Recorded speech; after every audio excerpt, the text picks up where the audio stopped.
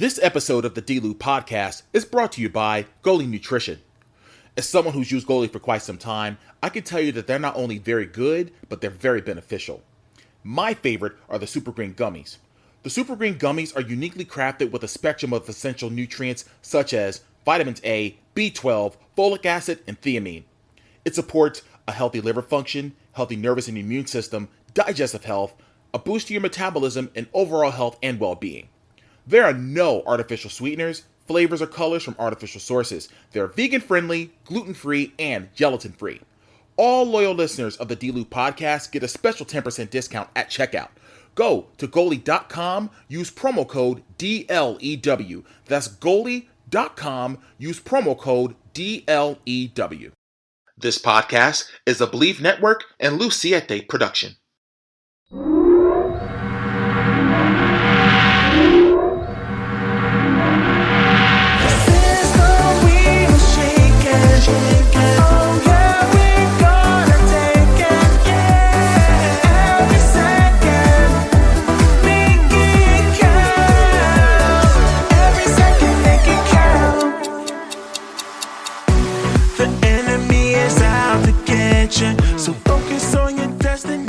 Another edition of the D-Lew Podcast brought to you by Believe Network. I'm your host, Derrick T. Lewis, and I want to thank each and every one of you for subscribing and tuning in each and every week. And again, I cannot do this show. This show will not exist without you. So I appreciate it more than you'll ever know.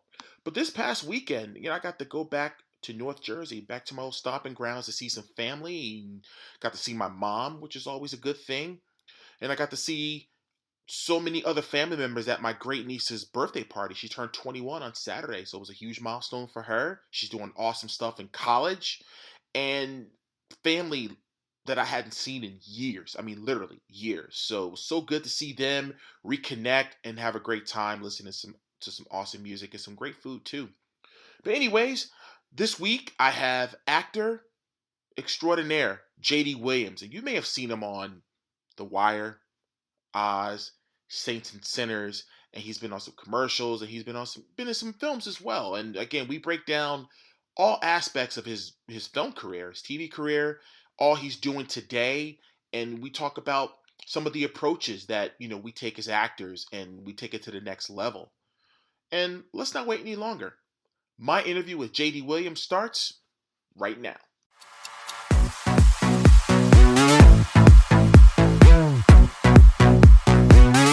Well, ladies and gentlemen, I've known this individual for 36 years. That's right. I've known him for 36 years. We met many years ago in fourth grade, and to see where he is today, it's an honor and a privilege to have him on the D-Lew Podcast.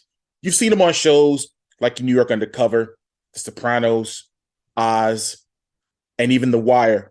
Ladies and gentlemen, the one and only J.D. Williams. Thank you for coming on to the D-Lew Podcast. How are you, man? All right, man. That's what's up, man. Thank you for having me. I appreciate it. Like you said, yeah, we go way back, man. So I'm glad to see you doing your thing with your platform too. And thank you for having me, brother. No doubt, man. No doubt. So let's get into it. So again, we grew up in Newark. So let's talk about life growing up back in the bricks. Oh, yeah. Well, specifically where we were right on the actual borderline of East Orange. East Orange. Right. Yeah.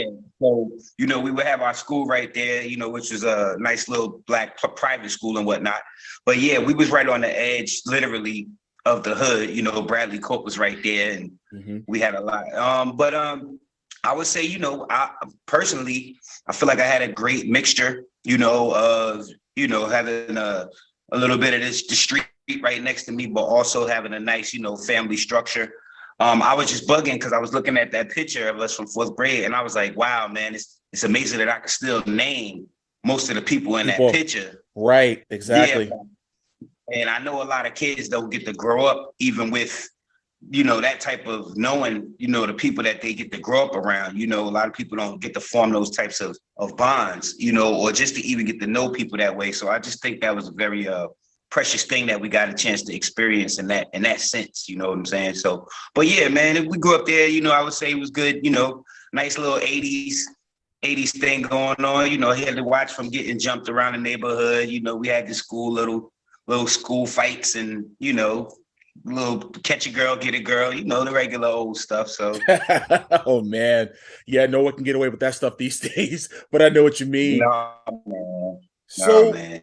when let me ask you a question though. So, growing up though, was acting always in in the back of your mind of something you always wanted to do? Did you set out even back then, like growing up, was I was going to be an actor? Was that was one of your goals you wanted to achieve? Not really. I mean, I wasn't thinking about it in that term, but if you remember, like from fourth grade all the way to eighth grade, like I was usually the one doing the assemblies and the orations and things like that most of the time. So I kind of always thought, in the back of my head, I knew it was something I could do. But I remember fourth grade with Miss Doyle. One day she had us draw what we wanted to be when we grew up, and I remember that. I drew a lawyer. I wanted to be a corporate lawyer, so I drew a courthouse, a courtroom and all this other stuff because I'm thinking along those lines. But the acting thing, like I said, it was definitely cultivated there, and then I ended up going to arts high school, shout out arts. So it kind of like put me in a mind state of, I have the skill, I have to use it. And then I was blessed with the opportunity to use it. And I just kept rolling it from there. But I never really, at first, I definitely didn't set out thinking, not back then, I wasn't thinking necessarily about being an actor. But I also think I have to say it wasn't totally shut off from my brain. Like I never thought it was impossible. So I think that's kind of what made it possible, So you mentioned you went to arts. Actually, I have a lot of family members that went to arts and in Newark, New Jersey. So notable alumni, the late great Sarah Vaughn, Tisha Campbell, Savion Glover, Savion graduated with my sister, actually, class of 91. Shout out to class of 91 for arts. MJ Rodriguez, and of course, Michael B. Jordan. So when you auditioned, were you auditioning to be a drama major? Yep. That was that's definitely what I went in for. And like I said, it was kind of, it was second nature for me. Like I said, I was all through grade school, I was always, up on the stage, reading something. I was always doing some type of public speaking, even in church, so I didn't really have any compunction about, public speaking and my memory. So it kind of just fit like a glove, and I actually had applied to Science High first, but I lived outside of that school district. So I couldn't go to Science High. So it was kind of a blessing that I, got rejected from Science High. Right. And ended up going to art. So. Wow. So during your 4 years at arts, and there were some incredible teachers there. I knew a lot of them because, my sister went there. So were you taking acting classes outside of, in addition to, your daily class you were taking at arts? No, not at all. Like I said, the only other thing I was doing that I would consider being on stage was like when I was doing altar boy stuff at church or whatever that was. But no. Oh well. And another thing is, in the house, I always had like a camera or a video camera, or me and my cousin. You remember my cousin Davon? Davon, yeah. Yeah, we would always, put on shows like in the house for whoever. So that was pretty much my outside, training, my outside experience, just always being in that mindset. So like I said, I guess it was kind of natural to keep it going, and so that's pretty much where it came from. I kind of was training myself the whole time, to get there. And then it was just kind of, it was second nature. Yeah, opposed to now where everyone has a camera on their phone to just get up and just put it on a tripod and record. We didn't have those type of things back then. You know what I mean? We didn't have any of those gadgets or any of those type of devices where we can just at will get up and just record something. It's mind-boggling to think about where we were, 25 years ago or wherever, how long it was when we didn't have these type of things. So what was leading you towards, hey, I'm going to get into television and film? When did that process happen for you? Well, like I said, it was pretty natural the way I rolled into it. I ended up in arts high school. My drama teacher, she said, first off, when you're ready, I'll introduce you to a couple of agents. And the agents that I met, they took a really heavy shine to me and gave me auditions in volume. And coming right out of high school for 4 years, being kind of honed to do that, you know, and then hitting a bunch of auditions in volume, I started booking a lot of shows. So with me, what I was thinking when I was getting out, like I said, being at that summer, literally, of graduation, I had that opportunity. You know, I had to choose whether to go straight to college or get a deferment and then, you know, try my hand at acting fully. And I booked my first commercial. So I said, well, while I have this momentum going on and while I'm getting this experience, I might as well go ahead because this is what I would probably be going to college for anyway. So get the experience, right?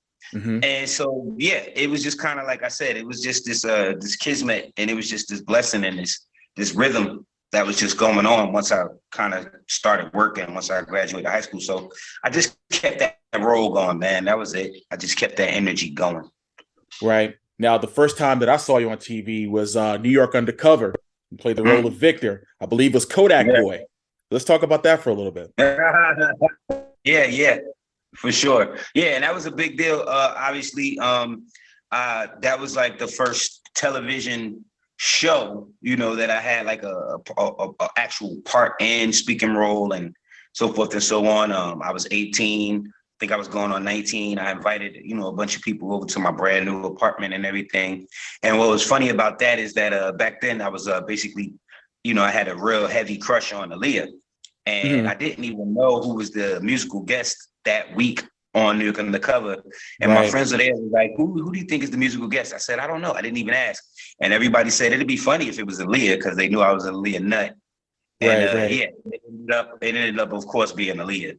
And so, yeah, I had to learn, you know, I had to learn to read my set list and know who's coming to set and when they come in the set. So it was a big lesson for me. But yeah, so I was if you have a hard time, anybody want to go back and look it up, it's the episode with Aaliyah as a musical guest.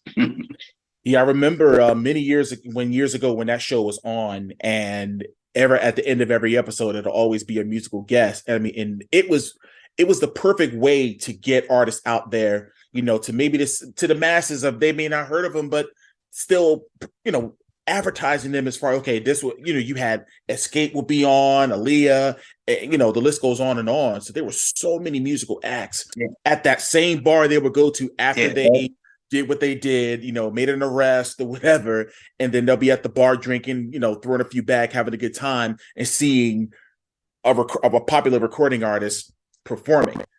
Now, yeah, and this was back when we still weren't really used to seeing hip hop on television at all. You know, this is still back when it was like we were like we'll never hear Flavor in Your Ear on television, and then next thing you know, it's like the first playing on. So it was like, yeah, like you said, it just definitely gave a lot of platform and a lot of exposure just to, you know, hip hop, period. So definitely. Now, you were saying about you know, you had got a lot of auditions, you know, by the time you graduated high school. So talk about the audition process in regards, because I know and I've gone through it too. The amount of times, again, you booked a lot of stuff, but there was also those that told you no. How did you take that rejection in that process of you getting all these auditions? Yeah, I mean, well, it's the same thing that I tell myself now, which I told myself when I first started acting, you know, because I knew that a lot of people, they get crushed. You know, there is a lot of rejection. So what I just told myself was like, look, if you don't get something, it's not for you. And it's not because you suck. You know, as long as you know you don't suck, you can deal with somebody saying no, because they didn't want you because your skill wasn't up to par. They didn't want you because you didn't fit the role. So I never take it personal. And like I said, as long as I go in and I know that I put forth, you know, my best effort and I show my skill, I never really put it on, you know, whether it's the casting director or whoever, that they don't want me because I wasn't good enough. It's just that I just didn't fit the role. So I think that's something that definitely a lot of, you know, performers, period, really need to come to grips with, you know, and the sooner that they do that, the better it is to help you move on to the next thing, because you're going to not get way more things than you get. Yeah. And it was crazy. Like a year into me being, you know, taking on my acting career, I took a class with Tracy Moore, and one of the things that she explained was the exact thing you just said.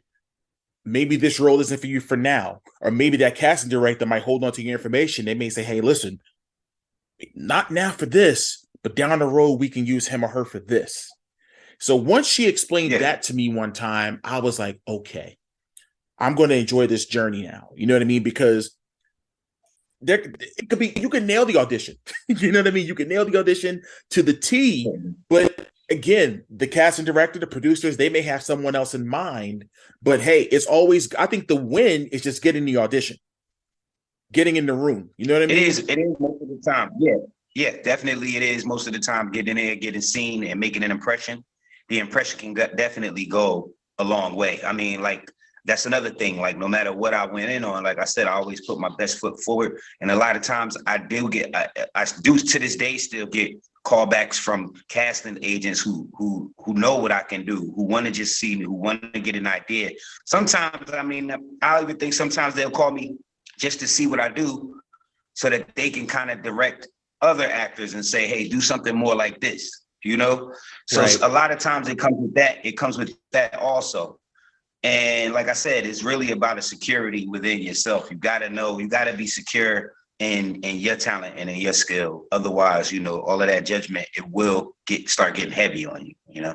Right, leaving that outside noise. Because, you know, there's people say, oh, why aren't you booking? Or why aren't you booking? Or if you've seen some of your contemporaries booking a lot of stuff. And I just have to just trust the process and knowing that, hey, man, like my turn's coming. And something good is going to come from this, and just keep learning and keep getting better at what you do and honing your craft. Now, you did this. You were on an episode of The Sopranos where I believe you hijacked the truck. So let's talk about that episode, man, sure. and that experience and working on that legendary television show.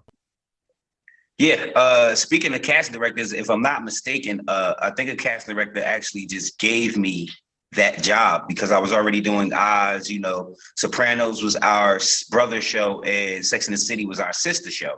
Mm-hmm. So, so I think that was one of those jobs. It was such a small part. And I think that the director, she trusted me with the role because she knew it was something I can do. And it was really good. What made it doubly great was that it was a job that I was offered that I didn't have to audition for. And it was literally like up the street from where my house was at the time in Newark. So it was like right across the bridge in Kearney. It was like right there. So it was in Harrison. And I have a funny story about that. I got a funny story about that. Yeah. So I would say that may have been maybe late spring, early summer of 98. And my drum and bugle corps was rehearsed. We used to rehearse in Harrison at this old building called Trichem, which is right by the path where they have the train tracks and the trucks and everything. Yeah. And we had used that place for years. And they said, you guys can't rehearse here. And we're like, what are you talking? We had no idea. And we saw a sign that said The Sopranos, and we was like, okay, I guess we can't rehearse here. I think 3 months later, I saw you on the bus. I was coming from Bloomfield.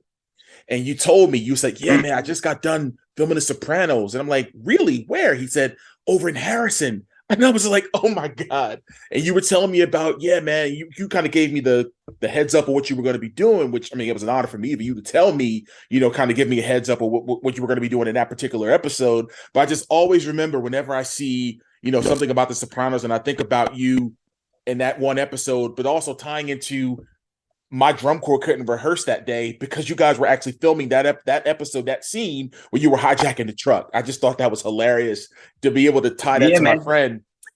Unbelievable.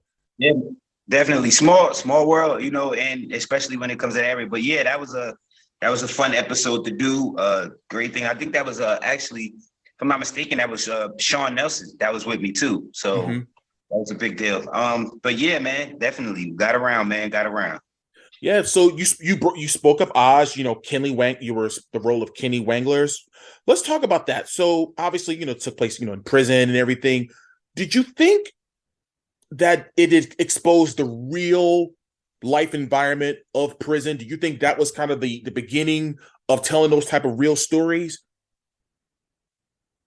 No. Oz was definitely just a soap opera. Now, they did thematically, which was expertly done by Tom Fontana, and some of the other writers. They could weave themes into, the stories of what we were doing, whether it was, brutality or just, how people use each other and those kind of general themes they would weave into the story. But it wasn't ever making like this big statement on, the prison system and things like that. It was more so definitely a soap opera, and for entertainment, like I said. However, they would weave in, the Greek tragic things and, certain things like that would make it feel more, have more gravity.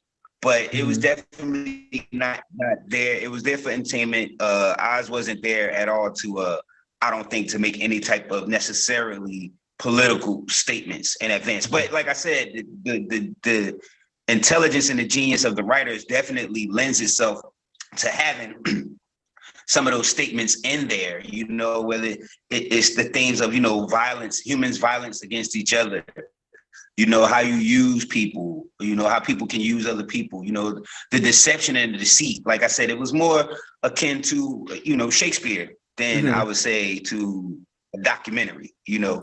I love the experience of being on there. I loved, I feel blessed that was really my college years, really.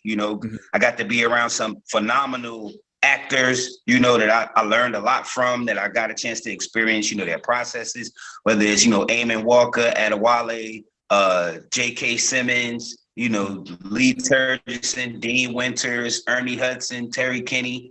I mean, I can go on, not to mention the guest stars that came through and the guest directors that we had. Like, I couldn't have got a better education than starting from Oz, HBO, they were putting out some incredible content.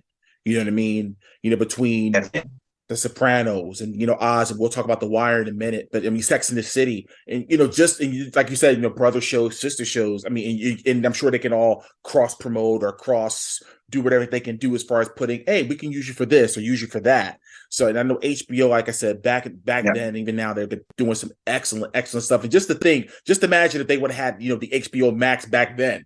You know what I mean? They would have had all these streaming sites like they have now. So let's talk about The Wire. In regards to how did you, as far as the auditioning for the role, or preparing for the role, because I know the relaunch episode I did on my show. You could listen at the archives on Believe.com. You could look up the D-Lew Podcast. I had Chrissy Monroe on the show, and she was on season 5 of Love and Hip Hop, and she said she grew up in Baltimore. And I asked her, I said, well, how was life growing up there? She's like, did you ever see The Wire? And I said, yeah, I've seen it. She was like, well, that's basically what, basically the type of neighborhood that she lived in. And, you worked with, Wood Harris, Idris Elba, and, the late great Michael K. Williams, rest in peace, man. So talk about the auditioning for the role and preparing for the role for The Wire. Yeah. Here we go back to the same cast director. Shout out to Alexa Fogel. She was an award-winning casting director, and you've seen her put together some of TV's greatest ensembles. So I gotta give her that. She already had in mind that she wanted me to come in for Bodie and audition. Mm-hmm. I even asked her if I could go out for D'Angelo. She said, no, you're reading for Bodie. So she already had in her mind where and how she wanted the cast to look, which is, how you're supposed to do it. Right. On top of that, by the time I got down to Baltimore, like your friend said, I'm pretty sure, number one, The Wire is one of the most authentic shows. I would have to say, I definitely know it's one of the most authentic shows I've ever been a part of, but I would have to think it's one of the most authentic TV shows ever created. As I was staying in Baltimore while I was doing it, like I said, the line between doing the show and living in the city is very blurry, honestly. And I got to experience Baltimore in all its full glory. It's like a second home to me. Shout out to B More. I love you. By the time I got down there, though, even though I'm from Newark, and I definitely, but every hood has its own nuances, and you can't really just walk into some neighborhood or onto somebody's street claiming it. Right. And I know that I was playing a heavy street figure in Baltimore. However, like I hadn't had any experience even just walking down their streets. So when I got to Baltimore, I want to say it was like maybe 11 o'clock at night. I put on a hoodie and I just took a nice long walk around like this neighborhood that I shouldn't have been in, but I had to get a feeling of touching the city a little bit. I walked across a boat line where they were giving out, they had the scenes lined up and they were distributing what they were distributing. And by then I figured I was drawing enough attention myself and I had seen enough. So I made my way back to my hotel room. But yeah, man, like I said, as I would with anywhere, especially somewhere that kind of reminds me of home in the sense that, I know it's something that you have to experience in order to understand. So I had to definitely touch the city a little bit in order to get on set that next day and play that character. And so that's what I did. I did my best at that. And then I made sure, I got more and more acquainted with the city as time went on, and that way I could definitely, portray that character as authentically as possible. Because my character was Baltimore through and through. Only thing I didn't do really was attempt the accent.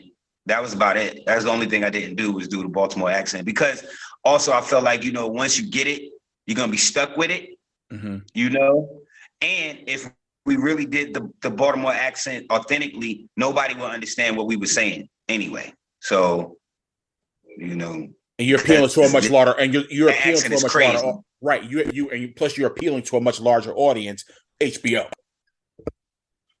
Yeah, I mean, I'm pretty sure they would have let us do it. I just think that it just would have been difficult if everybody was talking like Snoop. Right? It would have been very difficult. That was the most authentic Baltimore non-pulled back accent. She was just full bore with her Be More accent. It was like the pauses, the way she talked, the accent, the dot, everything. That was all her. And if we were all to just go like that, like I said, it would have been very hard to understand. This episode of the D-Lew Podcast is brought to you by Goalie Nutrition. As someone who's used Goalie for quite some time, I can tell you that they're not only very good, but they're very beneficial. My favorite are the Super Green Gummies. The Super Green Gummies are uniquely crafted with a spectrum of essential nutrients such as vitamins A, B12, folic acid, and thiamine. It supports a healthy liver function, healthy nervous and immune system, digestive health, a boost to your metabolism, and overall health and well-being. There are no artificial sweeteners, flavors, or colors from artificial sources. They're vegan-friendly, gluten-free, and gelatin-free. All loyal listeners of the D-Lew Podcast get a special 10% discount at checkout. Go to goalie.com, use promo code DLEW. That's goalie.com, use promo code DLEW.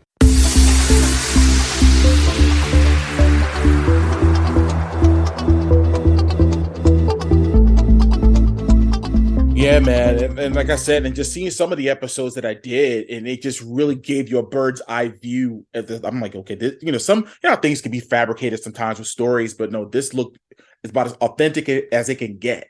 So you all did an incredible job, telling those stories. But I did bring them up a little bit, talk about, Michael K. Williams. What was your relationship like with him? And let's talk about a little bit about just the working relationship on set and how he was. Michael K. was my dude. He was a very caring, compassionate person, always positive, down for a good time. When I met him, like I said, first season, as we were all trying to get the lay of the city, he was he was an outgoing person. So he would be, one of the people that we would, decide to go out and check out some of the spots in the city with, whether it was, Club One or Hammer Jacks or wherever we were going to go and check out things, he was definitely down.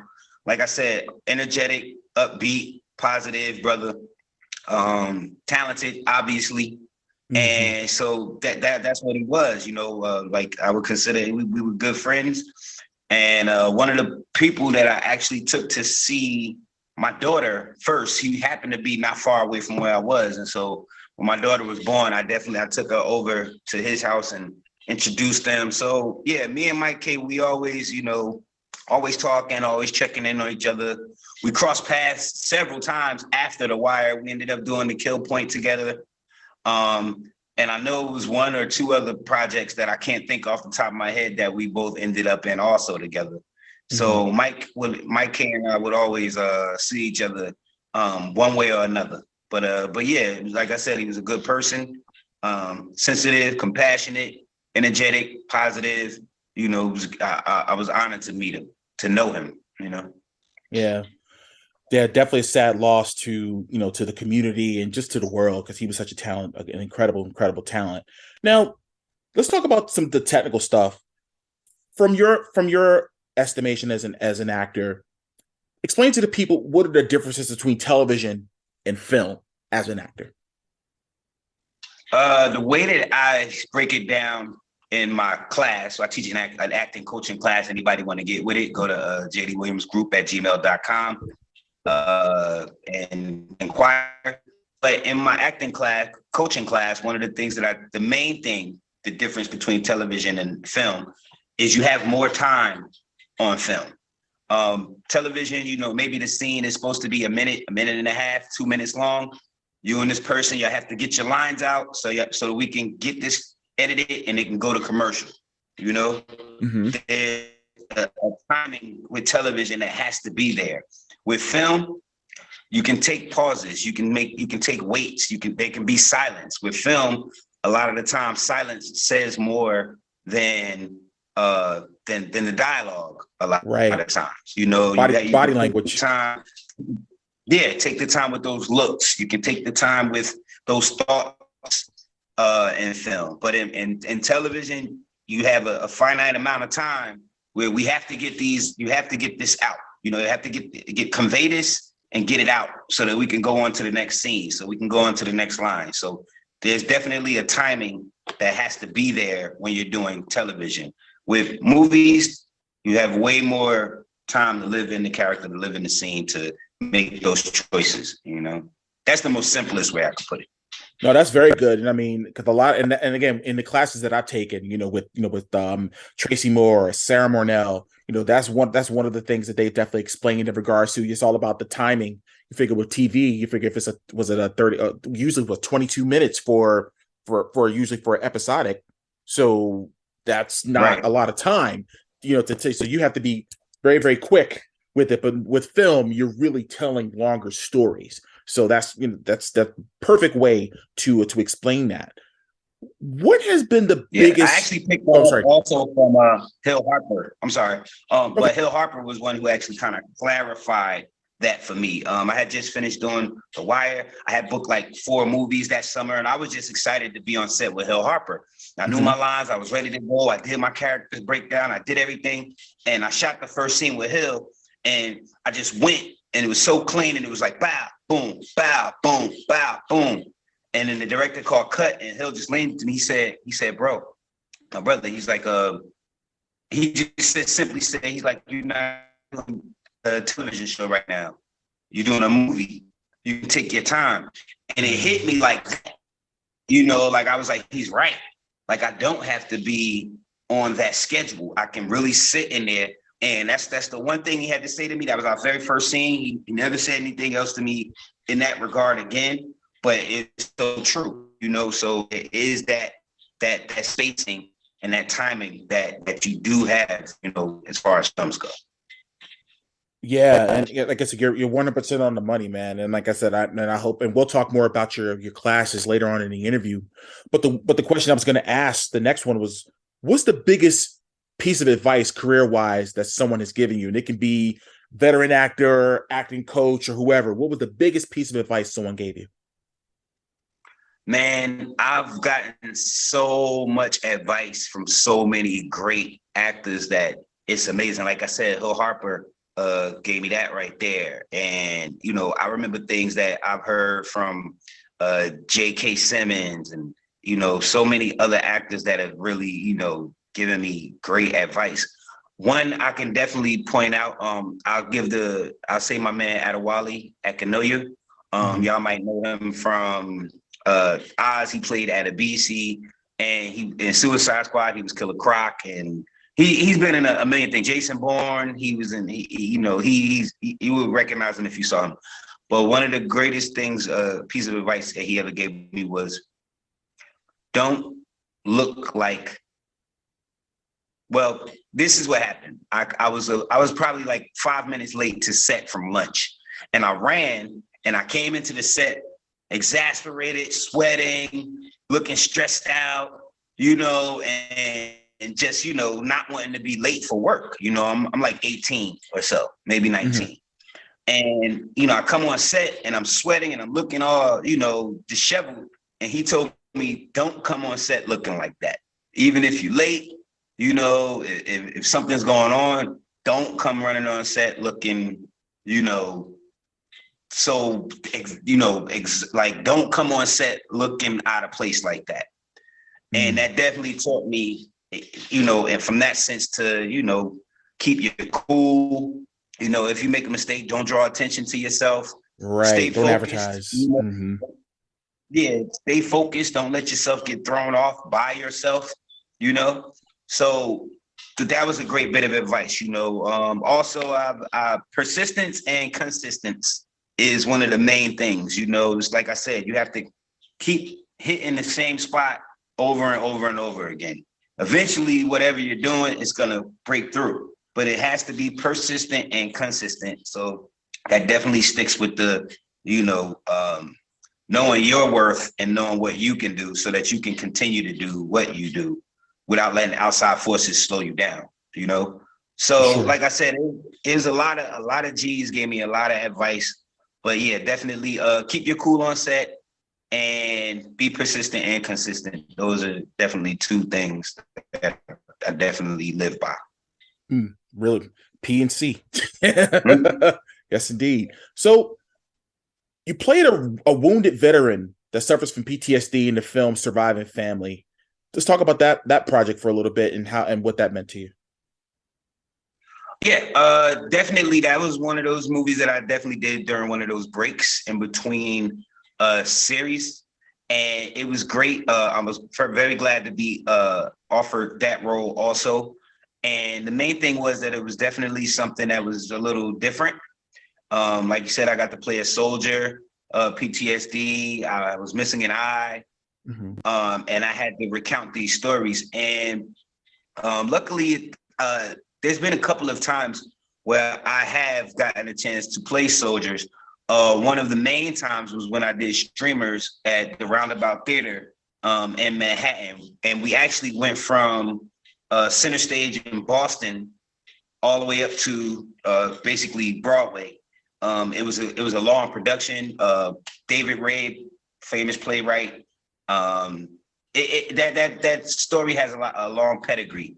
And what I'm saying that to say is that I was a soldier in that, and that took a lot of actual, research and living in that character because it's a play, and right. Meeting actual soldiers to learn, the proper way to salute and to stand and terminology and things. So moving up to that type of soldier who I believe my character in that movie, he had to deal with somewhere in the Middle East. It was either Iraq or, Afghanistan, one of those two. Right. But dealing with those types of traumas and those types of, that type of experience, definitely I take it serious, and I definitely do as much research as I can. I wouldn't consider myself a method actor, but I definitely do as much research as I can. And I play a soldier with PTSD also in a film called Happy New Year. And that was actually about a bunch of veterans in a hospital together, trying to learn to deal with their traumas. So, so there's a lot of, that's a very important story to tell. A lot of veterans do have those stories to tell. I have people in my family who are vets with PTSD also, so I definitely understand. But yeah, that came about, and it was something that I definitely took serious, something I definitely respect. And yeah, that was a heavy movie, definitely. Yeah, because I did a TV pilot. This is on maybe 9 years ago, and it talked about a similar topic, PTSD, and that was the first time I had an opportunity to really do some research and do Google as far as, oh wow, they do suffer through a lot of that, through losing fellow soldiers or whatever it is, and they're seeing gunfire and all this other stuff. So I couldn't even imagine, living through that. You know what I mean? So And that's Right. what when I saw it, I'm like, oh wow, I get, and I totally understand as far as the toll that I remember one scene, it didn't call for me to cry, but I did because it was so emotional because I'm speaking to a woman that was playing my therapist, and when she was holding my Right. hand, she was like, "Tell me about life after war."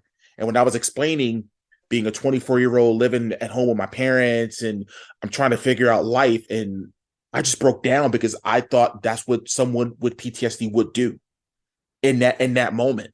You know what I mean? So playing a veteran and with PTSD and I did, like I said, doing some research, like you said, those type of things will definitely prepare you for those type of roles for sure. Yeah, definitely. Yeah, and like I said, it gets deep because some people with PTSD can't cry. Some people are shell shocked, and anything can set them off and begin, whatever the tirade is. But the main thing that I did learn from PTSD is that when those types of situations and experience, it makes it hard for people to feel. It makes them very hard. It makes it hard for them to feel and to care about things, and that can become frustrating, when you know that your feelings and your sensitivity and the way that you should care about things is a little off. It gets frustrating, and it makes you start to feel like a monster. Right. Now, in your whole career, have you ever turned down a project?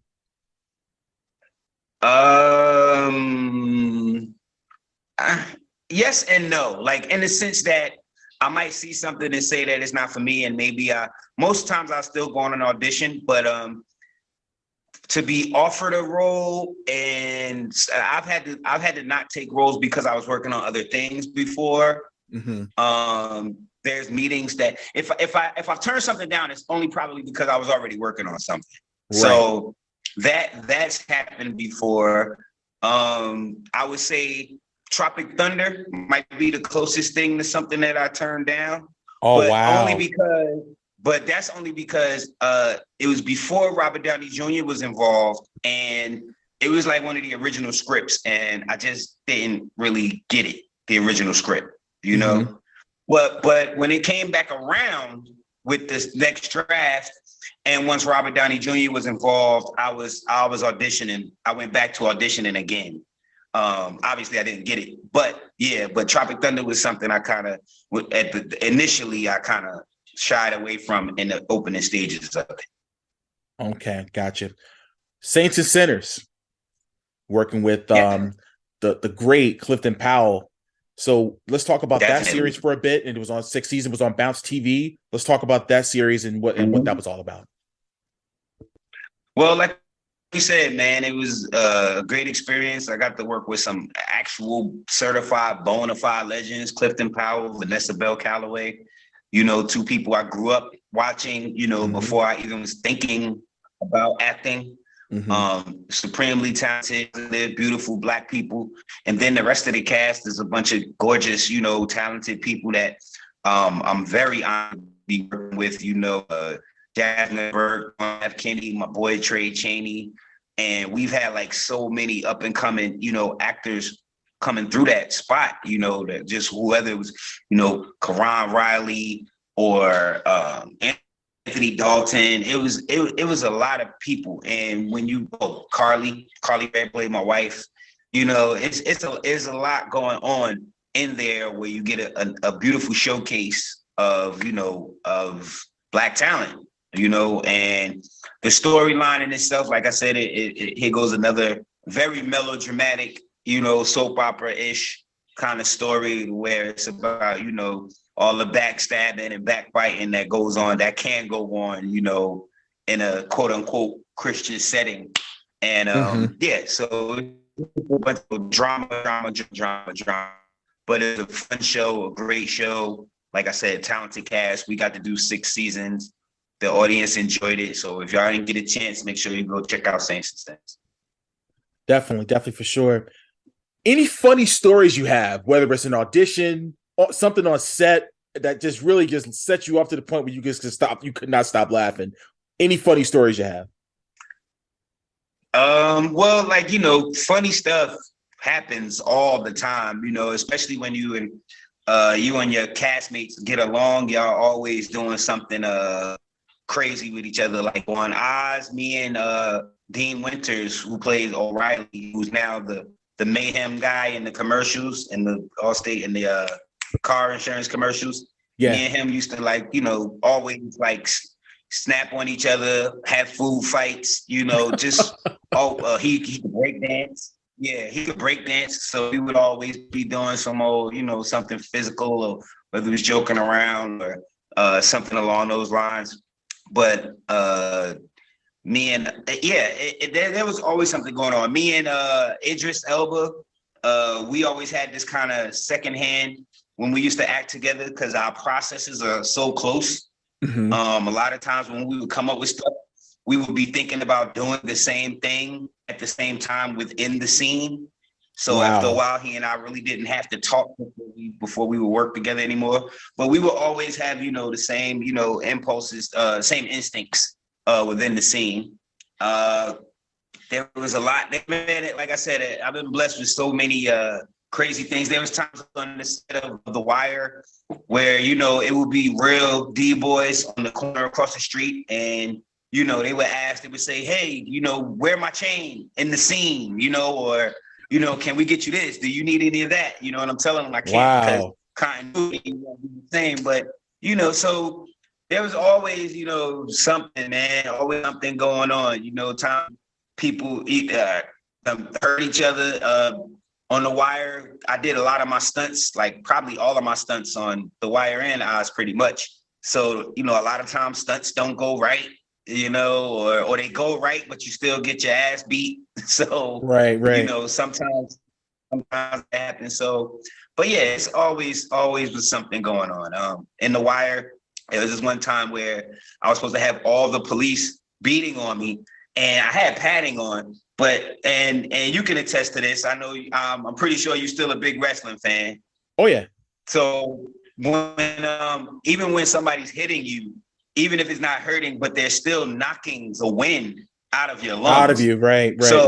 Yeah, so there was this one stunt that I had to do where I had to take a whole bunch of hits from multiple people, and they weren't hurting my body, but they were knocking the wind out of me. The wind out of you, right. Breathe. The impact, right. Yeah, and I couldn't breathe in.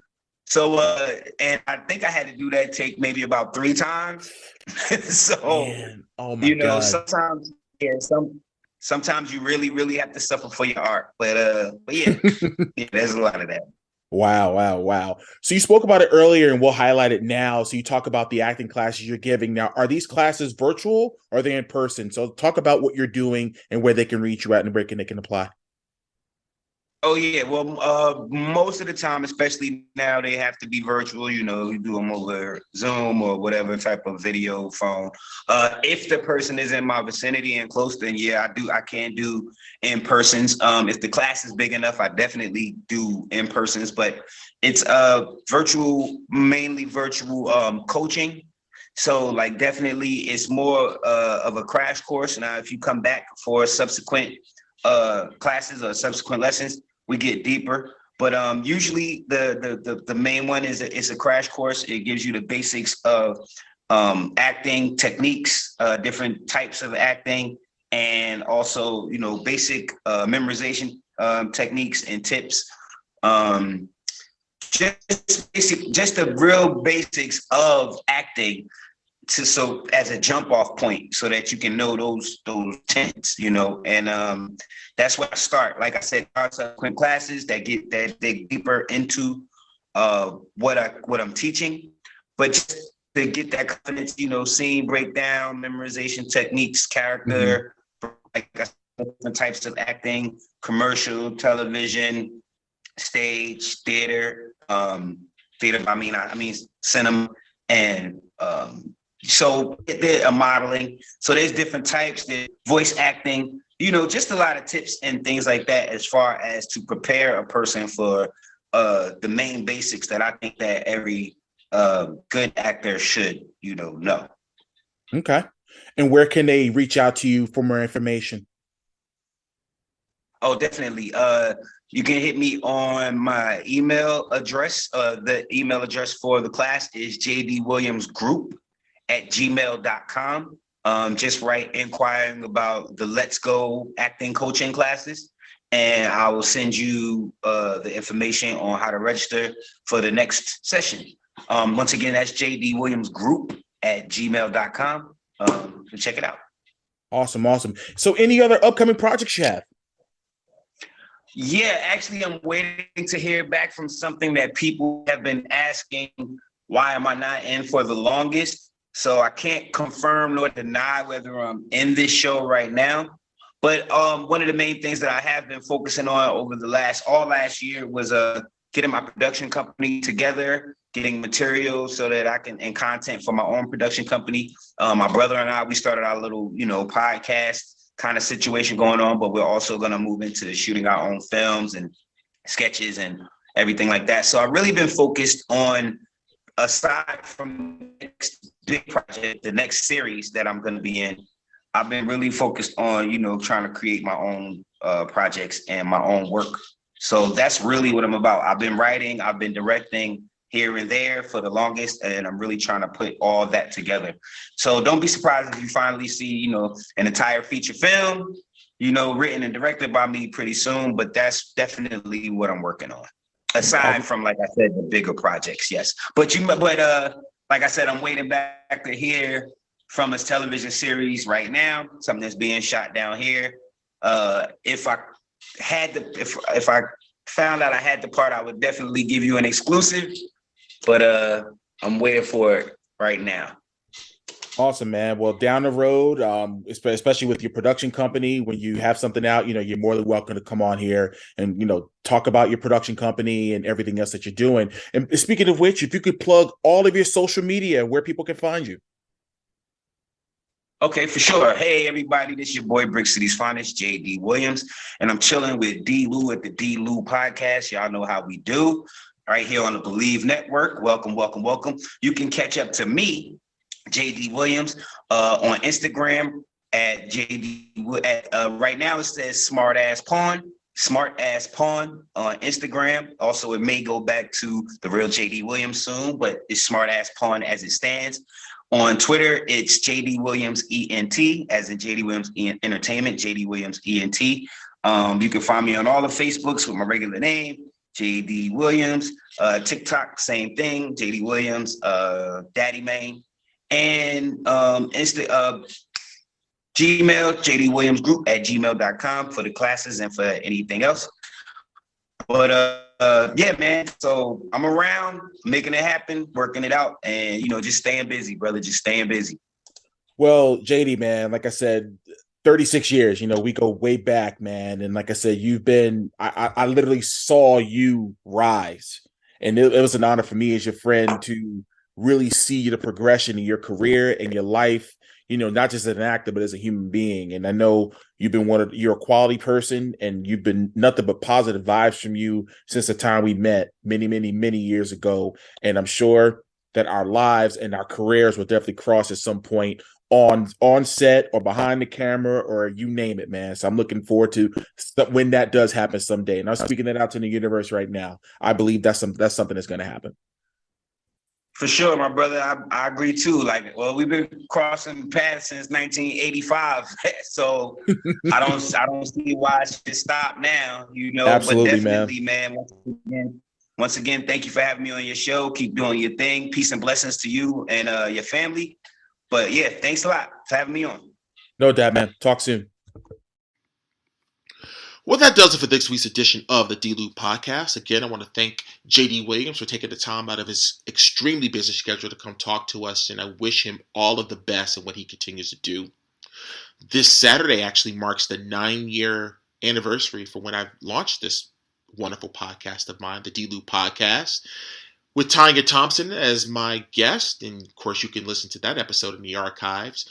But yeah, it was a fun time, in my life when I was, launching this venture. And I know I took a very long break in between the 7th and 8th episode, but nonetheless, we're here. This weekend, I have my ring announcer thing. Friday and Saturday, actually. Now that I think about it, I totally forgot I have 2 shows this weekend.